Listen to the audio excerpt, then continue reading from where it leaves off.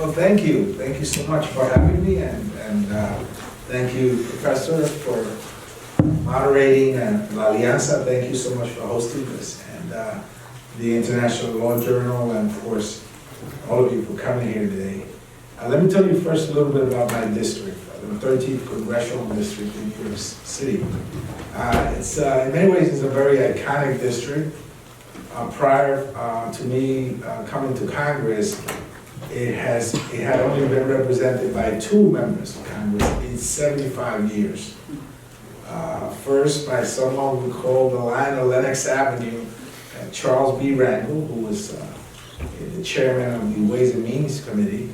And prior to him, with a real giant member of Congress, the late and great Adam Clayton Powell, who I believe still holds the record for the most legislation passed of any Congress members. And he was the architect of the safety net for poor people in the country. I urge you all to Google his speech, What's in Your Hand. It's a real inspiring speech that I'm sure you'll enjoy. But it's a privilege and a pleasure to be here. I want to talk about a piece of legislation that I've introduced, HR 2725, which is one that calls for a commission to study wrongful interventions by the United States government abroad. And I'm sure you heard in many places that the Caribbean is our third border. And in fact, I think that it is very much, in many ways, our third border. And it has had a historic and keen interest in American politics for many, many decades. Starting in 1869, when President Grant, Ulysses Grant, showed an interest, a defined interest in annexing, in making the Dominican Republic a state of the nation. In fact, there were some regional advantages to it, particularly naval advantages, because of the Bay of Samana, which is strategically placed in a location that would have given the United States a clear advantage to protect the hemisphere from the European powers. Samana is a beautiful peninsula that was settled by emancipated former American slaves and was constructed by several thousand of those individuals. And many of them and their descendants still live there right now. And they speak English, and they call the church La Churcha. And so on Sunday you'll see a lot of people going to the church. And it's a wonderful place. But it was of a great importance to the US government. President Grant summons no other than the great Frederick Douglass to head a commission out there and see how we could annex and make the Dominican Republic a state. That was brought to the Senate, where it failed to gain the 2/3 votes that it needed to make it happen. In fact, it was a tie vote. And as such, it died right there on the floor of the Senate. But that was perhaps the first sign of interest in that territory by the US government. And of course, anytime there is an interest on any territory, there are implications for that territory as they move forward. The next interaction was in 1916, when the Marines intervened and occupied the island due to a pending customs debt with the American government. And they stayed there for a total of 8 years. During that period of time, the United States government recruited an individual by the name of Rafael Leonidas Trujillo, who was a captain in the National Guards there, the National Army, trained by the U.S. Marines. Subsequently, he became president of the Dominican Republic and was its dictator for over 3 decades, very much shaping the politics of the island for not just for decades, but perhaps, I would say, until now, I dare to say. That had, of course, not just political and social implications, but economic implications. The 30 years of ruthless dictatorship forced a good number of Dominicans into exile, and of course created a culture of violence and a culture of gangsterism, as they say. Subsequent to that, and after his assassination, the Trujillo's assassination, there was a third intervention in 1965, after the first democratically elected President Juan Bosch was deposed of power. Over 40,000 Marines accompanied by members of the Organization of American States also occupied the island, turning it into turmoil as well during the subsequent years. That entire experience, of course, has had a dramatic impact on the social, political, economic future of the island. As such, I believe that it warrants that Congress, not the international court. We've seen cases where other countries, such as Nicaragua, have attempted to get a resolution of a dispute in the international court and have found no standing in the courts and have walked away from it. We feel very strongly that it is in the halls of Congress that these conflicts must be debated, that a commission must be put forward to study those 3 dramatic events in the history of the Dominican Republic, and that we must look for some level of repair for the wrongs that have been committed by the U.S. government. In order for our nation to continue to hold a standing in the region and in the world, we must not only highlight the great accomplishments that we've obviously done throughout the decades, but we also must acknowledge perhaps some of our missteps and address them appropriately. So through this commission, we will be able to study in depth how many casualties there were, including the destruction of property, the impact that it had on the future economies of the country, and the kind of action and remedies that we as a country should put in place. This is important, and I'm sure that it could serve as a model for future countries that perhaps have been through the same process. And so this is an important piece of legislation that will, I think, for the first time, give Congress the ability to take a deep dive into our past history and try to correct some of the wrongs. I may add that this is also a piece of legislation that for the first time in the history of the U.S. Congress has its title in both English and Spanish. And so I'll leave it at that because I'm sure that you'll have lots of questions about it, and I'm deeply grateful that you invited me, and I hope that I can answer any other questions that you may have. Thank you, Professor. Thank you so much, Congressman. So we have a lot to talk about. We've got a lot of wonderful questions from you all.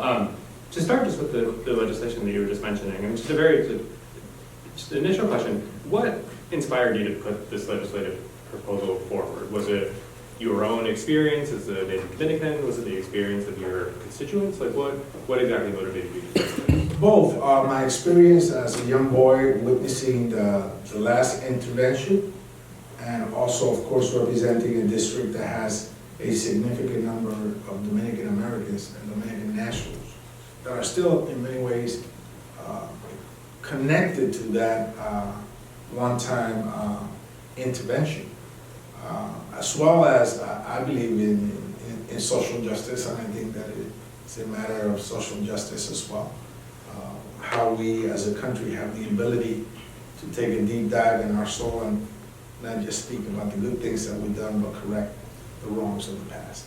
So this is important for the district, and I think important for our international standing as a nation, particularly now as we wrestle to try to keep our footing as the leader of the hemisphere.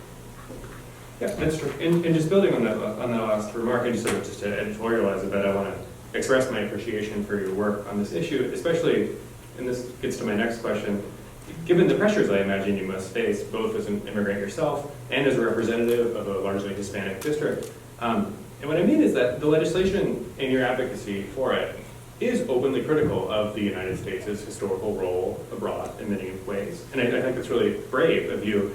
But I imagine that you face sort of, at least that's a complicated decision for you in the current political environment, especially with sort of the open xenophobia we've seen, especially since the President Trump's administration. And so I just want to ask, how do you think about that? How do you think about occupying that role of sort of both, representative of a district in the United States, but also sort of holding the United States to account for its historical wrongs? Oh, dissent is patriotic. It is a fundamental piece of our democracy, and it is a component of our democracy that we should preserve and strengthen.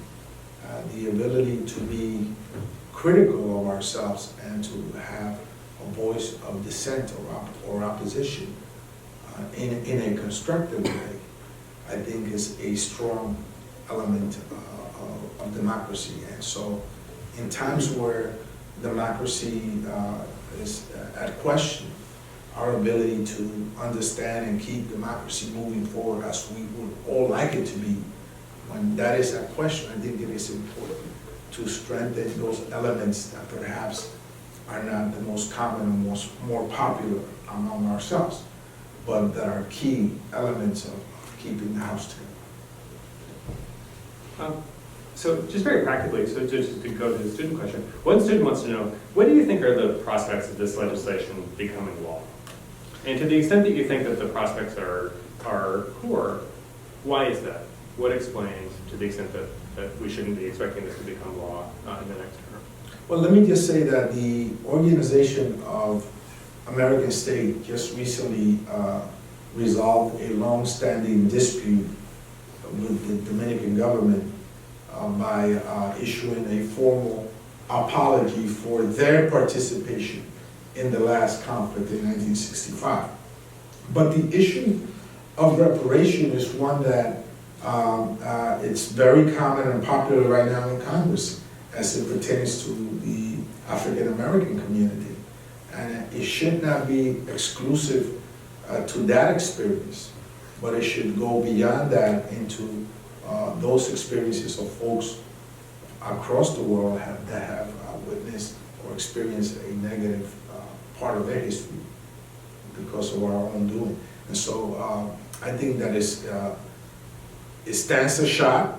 I think the fact that we are discussing it right now and that people are aware of it is the beginning of the process, but in some other forums, as the Organization of American States, it has already taken its own form and its own legal process.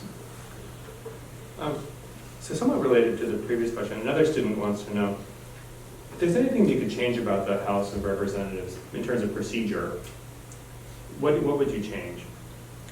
I think that it has to improve the ability for the rank and file member of Congress, the House, to be able to put forward legislation in a quicker and more efficient way. I think right now the House is very much entangled in bureaucracies that prevent the rank and file members, all 435 members of Congress, from putting forward their ideas, which are a reflection of what their constituencies want, and bringing it to the fore for a fair and robust debate. I think that we must streamline the process so that it's easier for rank and file members to be able to put forward their ideas and be more accountable to their constituencies. So just one last question on the legislation before turning to the more general student questions. And this is a bit broader already. So as you know, the midterm elections are only about a month away. And a major topic during the run-up to those elections has been the appreciable shift among Latinx voters towards the Republican Party. Do you think legislation of the sort that you are proposing here helps to convey a commitment on the part of the Democratic Party to Latinx issues? Or more generally, what do you think the Democratic Party should be doing to reverse that somewhat troubling trend? The Latinx community is a very diverse community. And I believe very strongly that our party has not really found the ability to communicate precisely in ways that those subsets of the Latinx community understand it. And for example, a Mexican American in Texas thinks and feels very differently than a Mexican American in California or Illinois. Dominican thinks and feels very differently than Cuban American. Puerto Rican, of course, is a territory of the United States, and so they are citizens by birth, and they feel and think very much differently than a Colombian or Ecuadorian may feel and think. And so I think our party has not been able to decipher the best way to communicate with those different groups, and as such, has lost a little bit of an edge. And I think the other side of the aisle has been able to successfully do that. I think that for the most part, young people are and their values, young Latinx people and their values are more in line with the Democratic Party than they are with the Republican Party. The messaging has been off. So Congressman, so you've had a tremendously varied career in public interest, and that I'm sure has given you a real understanding of the experiences of the communities that you represent. Having said that, what specific communities you represent in your current position, right, is subject to change, and in part subject to the whims of state redistricting commissioners. And so for this reason, another student wants to know, in your view, how do you think the recent redistricting has affected New York's delegation and representation? And the student wants to know, do you think that some communities have less of a voice now? Well, with regards to my district, it did not really impact very much. My district had to grow by around 50,000 new voters or residents. And as I said earlier, I have a very iconic district. I have Harlem, which is sort of like the capital of the African diaspora. East Harlem, which is the cradle of the Latino experience with the Puerto Rican presence there since the 20s and 30s. Washington Heights, which is primarily Dominican and very diverse in itself. And then the Bronx, which is a very working class borough. So my district grew in a compact and contiguous way. And I think that it incorporated communities of common interest, which is sort of like the new language for redistricting. As some of the courts stripped out the issues relating to race and ethnicity and included the concept of communities of common interest, which means basically if my mother lives in the Bronx and I live in Manhattan and I take my kid to be taken care of there by my mother, that's a community of common interest. If you have a Latino restaurant in East Harlem and you have it in the West Bronx, that's also a community of common interest. And so you try to tie it together in that way, and those are sort of like the guidelines for redistricting. With regards to the rest of the state, yes, I think it became a little bit of a mess. Originally, we had an independent commission for redistricting made up of Democrats, Republicans, and independents. Unfortunately, they could not reach an agreement on the maps. The Republicans came out with one set of maps and the Democrats came out with another set of maps. I made out that the only map that they both agreed on was my district, and so I was lucky in that way. And of course, that threw the entire process back to the legislature. The legislature drew their own map, and the courts found it to be invalid, and the courts then brought in a special master that held hearings and drew his own maps, and those are the ones that were eventually approved. So it was a little bit messy. Democrats may say, well, we lost an opportunity to gain some seats, but overall, I think that everybody lost.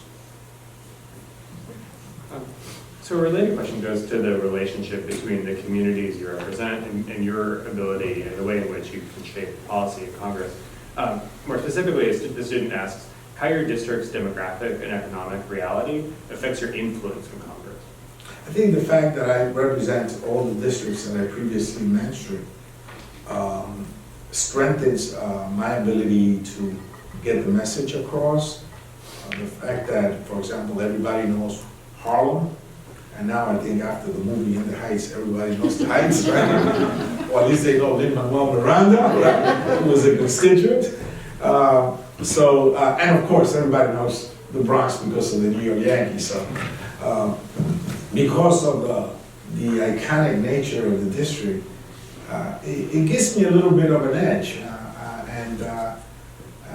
Diversity, I believe very strongly, is the strength of the city of New York, and very much the strength of my district, where maybe over a dozen languages are spoken. You have an Albanian community there, German Jewish community there, Russian Jewish community there, small Vietnamese community there, Senegalese, West Africans, Mexicans, Dominicans, Puerto Ricans, African Americans. So this is a very diverse district with different needs, but I think a very strong standing in the body politic of New York City. And so whenever a colleague of mine visits a city, of course they want to come up to Harlem or Washington Heights. And I think that gives me an opening to get my message across a little easier. So given the intensely polarized legislative environment in Congress, another student wants to know, what is the best bipartisan initiative that you've participated in?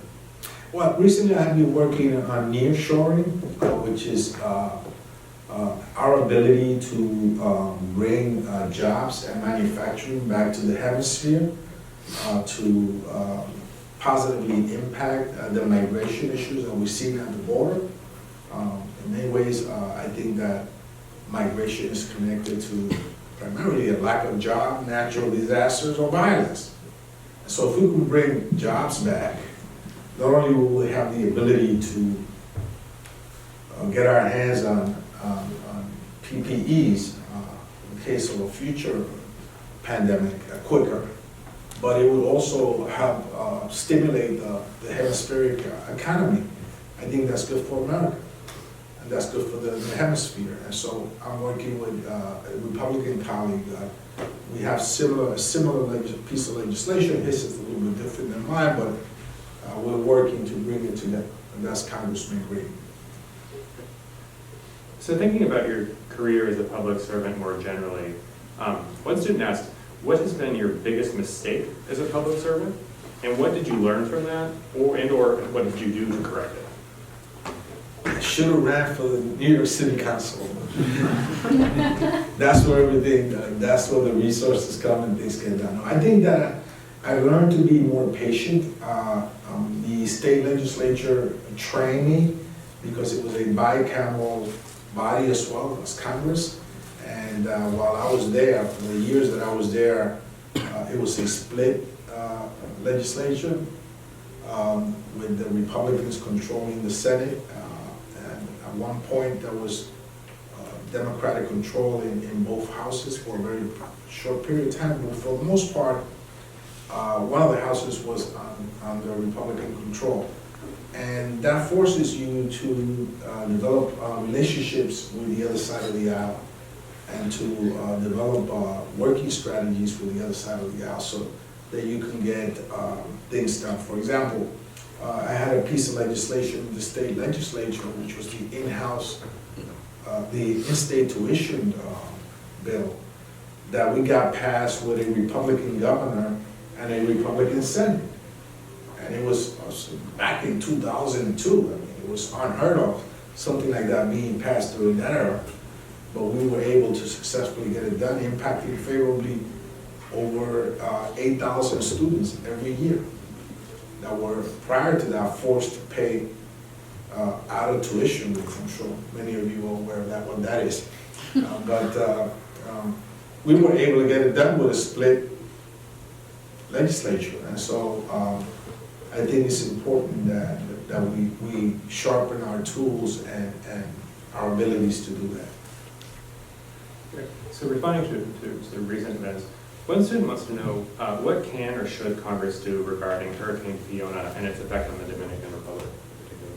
Well, I just came back from a trip to Puerto Rico and the Dominican Republic. President Biden is in Puerto Rico today as we speak. The issues affecting both islands are somewhat different. In Puerto Rico, it's more of the fragile infrastructure and the electrical grid, which unfortunately, even after money has been allocated after Maria, finds itself in very dire condition, as was proven during Fiona, which is really more an impact of flooding and the impact that it had on the electrical grid.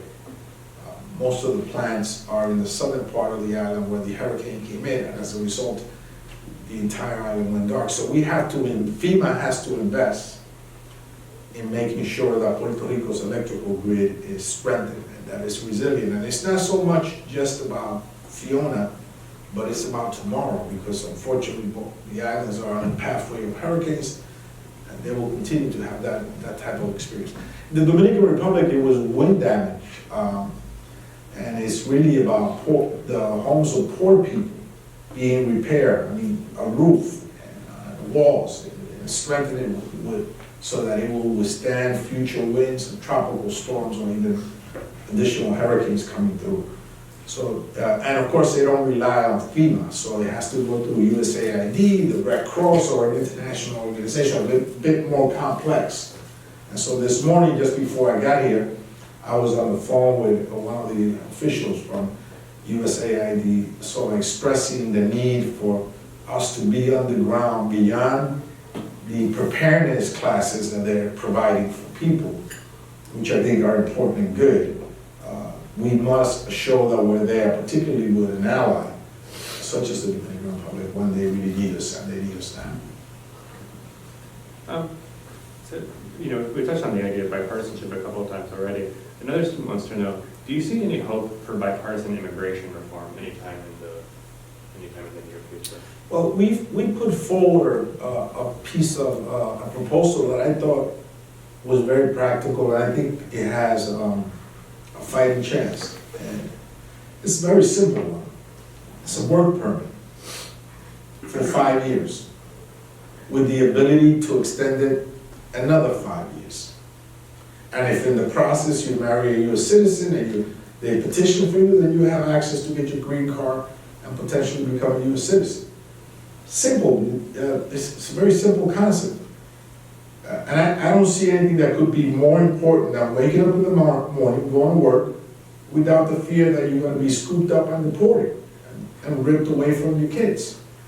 A simple work permit for 5 years so you have some tranquility and peace of mind, with the ability, you don't break the law, you stay within the parameters of what's good and fine, and then in 5 years you can apply for it again. And if in those 10 years, if you marry someone that can petition for you, then you should exercise your rights and privileges that are extended by the law. So this is a very practical proposal, and one that I think that the economy needs right now, because the economy, I don't think, will be able to get back to where we wanted to without the participation of immigrant labor, as it has been throughout our history. This is not new. Although I mean that unemployment is down, the price of gas is coming down, inflation should come down a little bit more. I think we're doing better than we were 5 months ago. Enjoy your time as a state legislator more, or now as a federal legislator? Well, I'll put it, I love baseball, so I'm gonna put it to you in baseball terms. Being in the state legislature was being like in a good AAA team. But being in Congress, and that's the World Series. So I'm going to open it up to audience questions soon. I want to ask just a couple more questions about, one, going back to the immigration reform question. Do you think, is there a path forward with a sort of on a partisan line vote? Do you see, is there a path forward with a sort of, in the absence of Republican support, that we might see sort of meaningful immigration reform, suppose if Democrats were to retain both chambers of Congress? I believe so, and the worst scenario, I think, would be for the White House and the executive to then put forward some executive orders that at least will give some relief to very specific groups that I consider low-hanging fruits, dreamers, TPS recipients, right? There's a very precise number of folks that will benefit from those initiatives if the president decides to do an executive order. But I believe that in a post midterm election scenario, that there will be greater opportunities, and that the political will may be there for us to move forward. Yes. And more generally, what in your view would be the most important, or what would be among the most important policy goals in a post-midterm environment should Democrats retain control of Congress? I am very concerned. I'm very concerned about the Supreme Court and the path that they have chosen to take. And I'm very concerned about the Supreme Court unraveling decades of progress. And if we see their calendar, the issues that they will take up in this coming term, voting rights, affirmative action, individual state rights, very serious stuff. And I'm very concerned about that. I think that we ought to take a deep dive at what we can do to make the Supreme Court, obviously through a very deliberate and constitutionally sound process, to make the Supreme Court a bit more, I believe, accountable to the country, to the nation, and the will of the nation. Well, as you know, that's an answer I like to hear. Well, we'll have that conversation. Okay, so yeah, so at this point I thought maybe we'd turn to audience questions, if that works. Just follow up on that last point about how you're concerned about the Supreme Court. Yes. Have you thought about how, maybe from like a political strategy point of view, it may not be the worst thing for Democrats if the Supreme Court is unpopular, given that Dobbs has kind of reinvigorated Democrats in places where we didn't think was going to happen. And so if you get another term of terrible Supreme Court decisions, you might have something to run on. Have you thought about that? Well, I thought about it, but I don't think that we should be politically expedient with regards to something as serious as the Supreme Court. The standing, the institutional standing of the Supreme Court, the impartiality of the Supreme Court,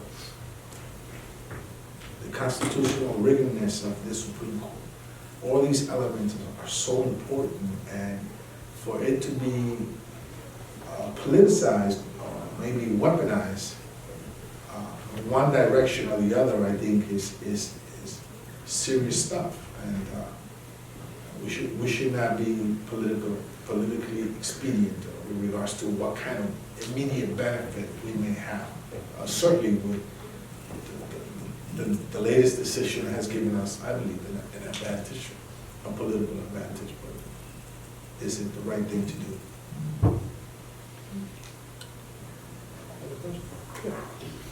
Thanks so much for joining us today, Congressman. I had the opportunity to work on your piece. It's a phenomenal piece if you haven't read it. I had a question about some of the sources in the piece mention, the history of the Dominican Republic related to Puerto Rican statehood.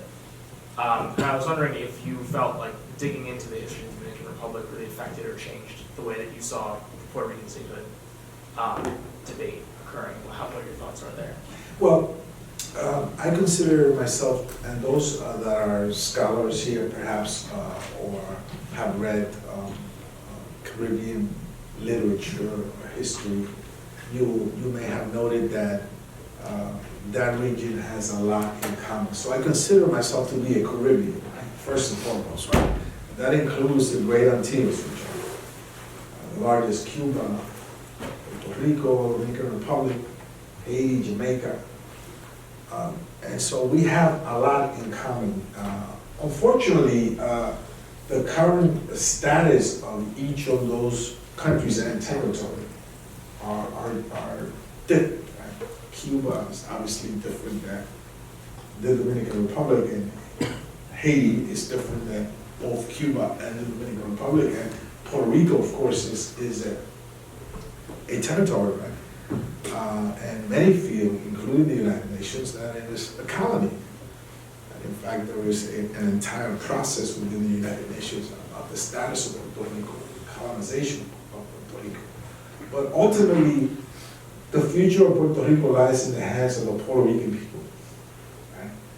Right? And I believe very strongly that whatever process it is, it should be a robust process with a determinate voting outcome. That won't be a school board election or a community election. That is an election about a history, a language, literature, sports, music, folklore. All of that is on the table when you make a decision of that nature, and as such, it should be a very robust process where everyone participates and all options, including independence, are at the table. Because Puerto Rico at one time fed its people on its own and took care of its own on its own. And now it has been just a territory for many decades. And those that want to be a state have the right to aspire to that. But the process should be one that should be robust, where everybody participates and all options are on the table. And of course, ultimately, it will be a congressional decision, because eventually it comes back to Congress and it will be a congressional decision. And we'll have to see whether there will be an appetite for one side of the aisle or the other to agree to 2 additional senators and X number of members of the House of Representatives. Thank you so much, Congressman. I have so many things to say. I'm Dominican, by the way, so I'm like thrilled to meet Congressman Espaillat and also for this initiative. I know you've been very, in a way, vocal and influential in the Dominican Republic, at least celebrating certain things that are relevant to both Dominicans there and Dominicans here, just like the $10 tax that we don't have to pay to go to Dominican Republic. I used to pay every time I buy. I'm more concerned about the very expensive airline tickets. But I wanted to say, since we're looking back now in the United States and the intervention in 1965, like the role of the United States, I have to say that the Samana Bay used to be a destination for former slaves from the United States to kind of find safe haven in the Dominican Republic, in what is now Dominican Republic. But nowadays, in DR, the racial relationships are not as good as back then. And we know that was because of Leonidas Trujillo.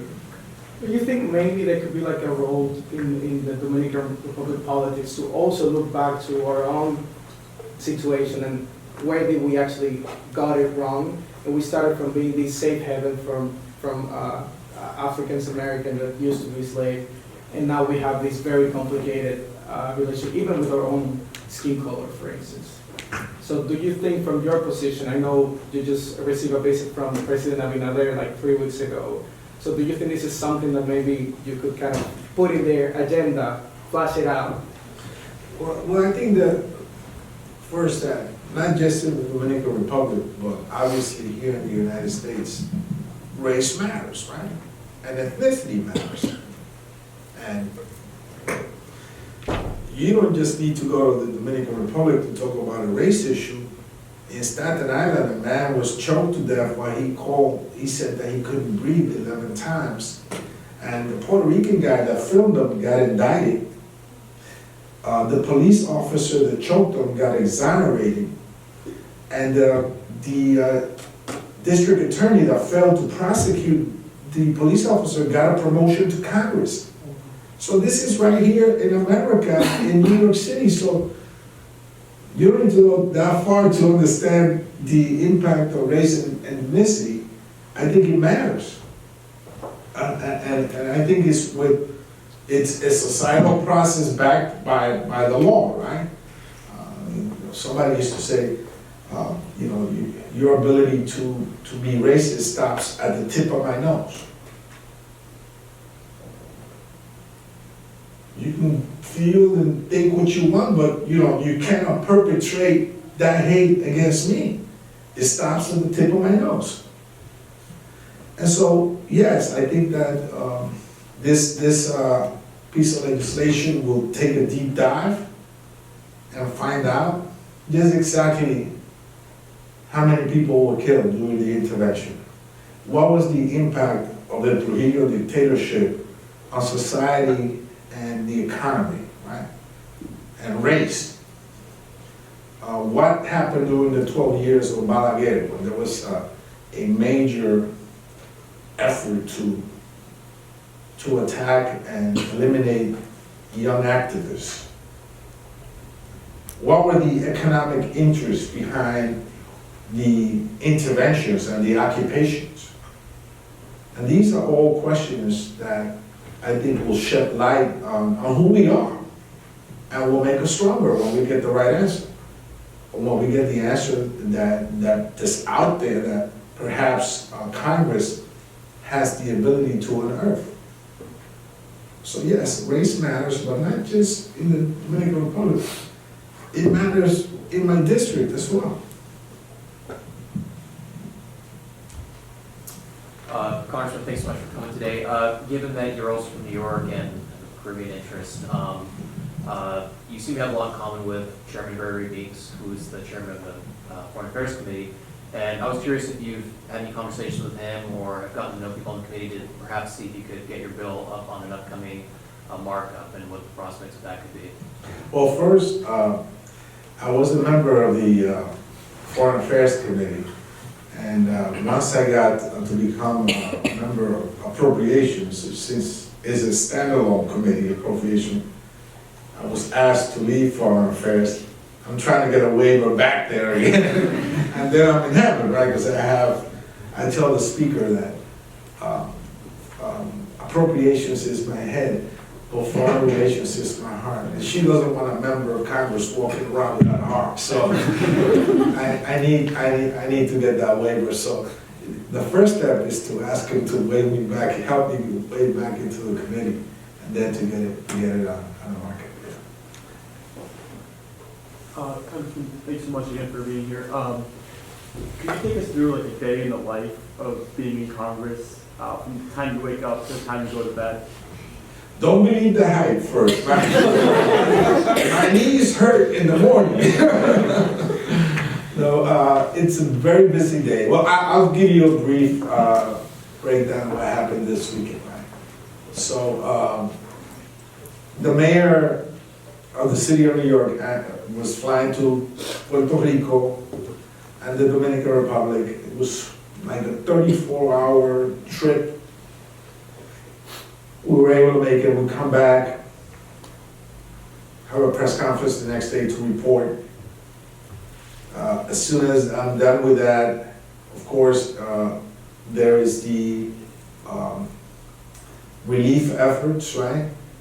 The community had a telethon. They raised $250,000 to send back to the DR. They shipped a plane load with medicine because people don't know. After the hurricanes, you had the outbreak of dengue and some mosquito-driven diseases, right? So they're preparing 2-3 weeks ahead. And this weekend, I go down to Texas to help a fellow Democrat down on the border in McAllen, Texas. And of course, I come back late last night hoping that Aaron Judge hit that home run, and only to find out that he's still choking. and then this morning I'm here. I'll get back to the district and do district work, and then on Thursday I'll fly out to Florida for some more political work. So that's sort of like in a capsule. Okay, I have a quick follow-up to that too. I know that campaign finance and fundraising is a big thorn for members of Congress, and I know you hear like upwards of 40% of one's time it could be fundraising is just by necessity.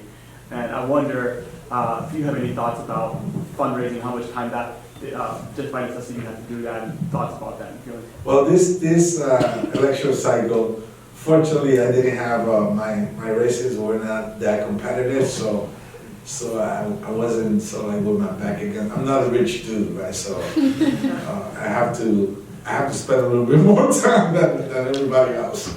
But yeah, it takes a lot, and there should be campaign finance reform, no question about it. I mean, level the playing field, let everybody run. As I said to some of the students here, when I run, I lose 20 pounds and I go through 3 pairs of shoes. I just pick up the weight by Thanksgiving, so. Congressman, thank you so much for all your comments. Just going back to your points that your rank and file members might benefit from some more authority. I was wondering what your role was during some of the major landmark legislations from this past term, the CARES Act, the Inflation Reduction Act. Did you notice you or any other rank and file members had a say or role in a specific part of the process? Well, yes. Every piece of legislation, I ask my staff, what's my role in it? What skill do I have in the game in this one? How is it going to help my constituents? What is it? We're going to do healthcare reform. I have a bunch of people with diabetes, so you better include insulin there. That's correct. They didn't want to include insulin. Cap it at 35. I have people rationing insulin because they don't have the money to take the dosage that they need to take on a regular basis. And so, of course, I want insulin as one of those prescription drugs that are going to be lower. We're going to be able to negotiate the price. And so every single piece, right, I have to find out, and I make sure that I know how it impacts my constituencies, and then I carve out my space to advocate for that particular change, yes. So, infrastructure, right? I got a subway to build, the Second Avenue subway, right?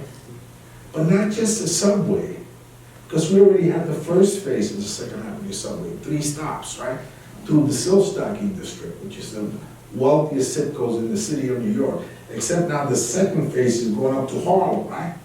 So it's not just about a $7 billion project for 3 stops. What about the jobs?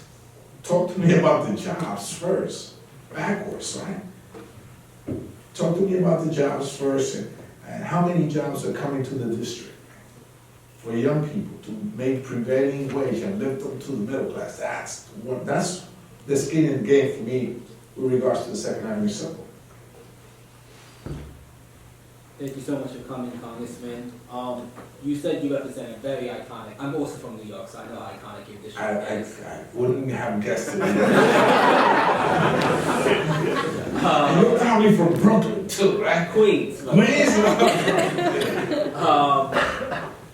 With a very diverse community, there's so many competing and conflicting interests, so I was wondering how you find that consensus in your constituency to know which issues to advocate for and which ones to not advocate for at that time. It's very tough. Yeah. That's a very good question.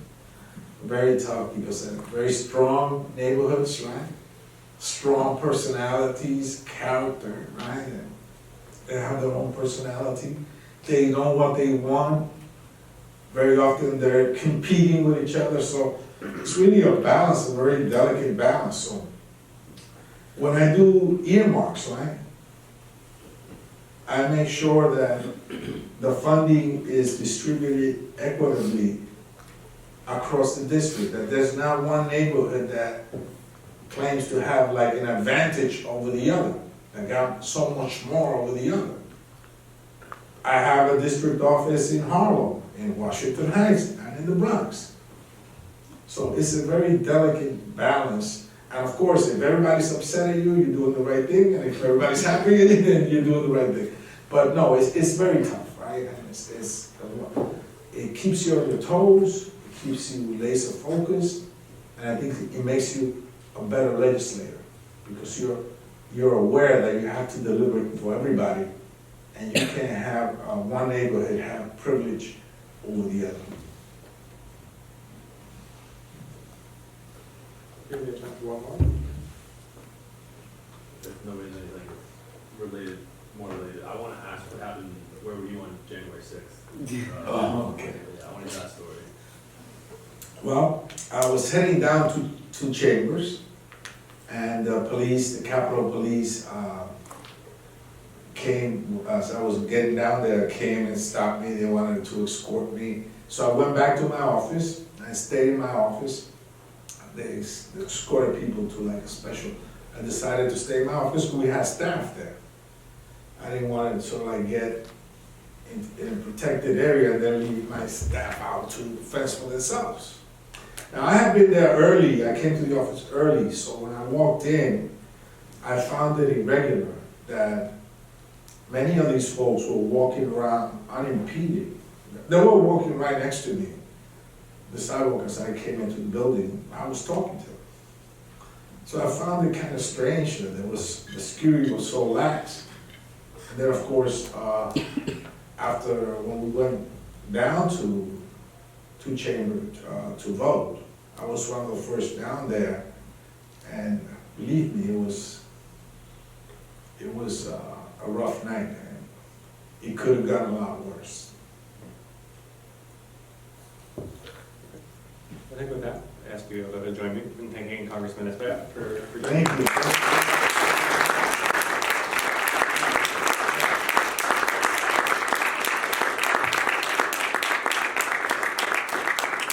And you're all welcome to come to the district, and by that time, Aaron Judge would have hit his 60s. Thank you.